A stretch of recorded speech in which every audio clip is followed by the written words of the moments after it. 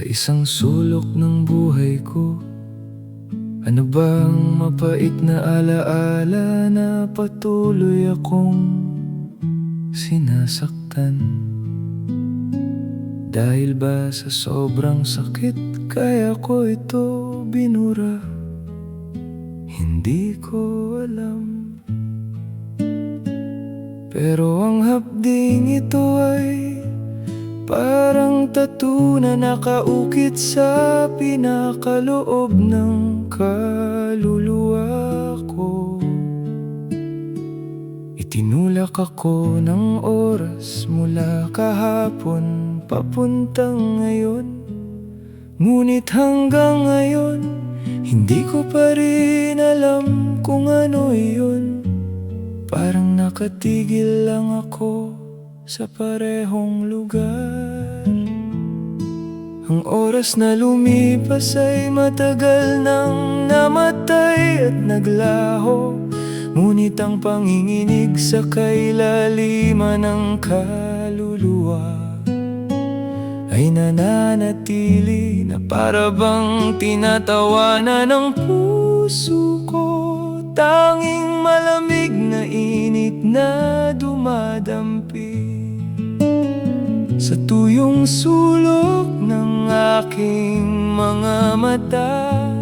Ang marahang humahaplos sa pisngi ko, tahimik na inaalo ang malayong pagkabagabag na ito.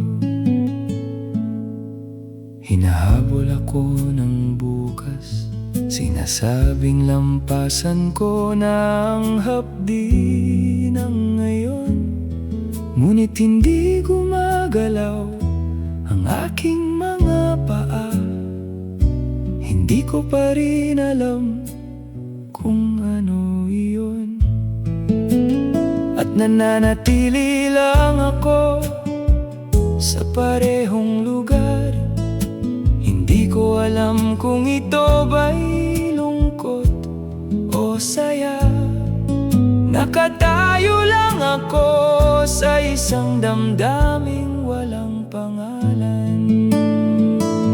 Ng mga alaala na hindi ko sinasadyang itapon ay naglaho nang hindi ko man lang alam kung ano ang nawala.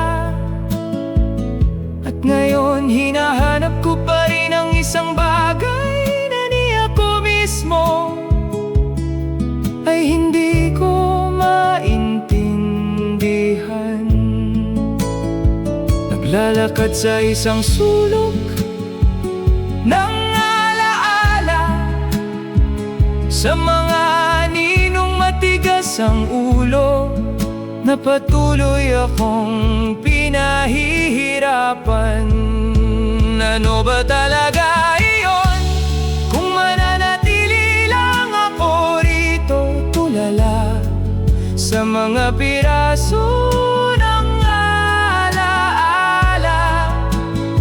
At kung sakaling maalala ko muli, makakaya ko bang makalaya sa mapait na hapding ito?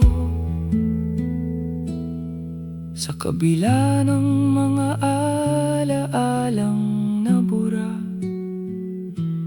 sa gabing ito ayaw ko nang alalahanin pa. Gusto ko lang manatiling tulala.